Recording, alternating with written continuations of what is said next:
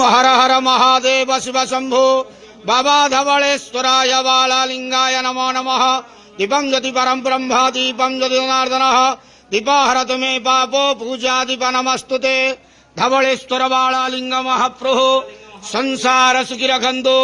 आज पवित्र आषाढ़ मास कृष्ण पक्ष पंचम तिथि शुभ सोमवार तृतीय रजरे समस्त श्रद्धालु भक्त मानक आश्रीपद करंतु मनस्कामना पूर्ण करंतु कर्म क्षेत्रोन्नति करंतु ग्रहरिष्ठ खंडन करंतु जगतर मंगल करंतु विश्वर कल्याण करंतु आपणकर नाम प्रकाश करंतु सेवकर डाक श्रवण करंतु समस्त द्वावसा भक्त मानकर मनस्कामना पूर्ण करंतु।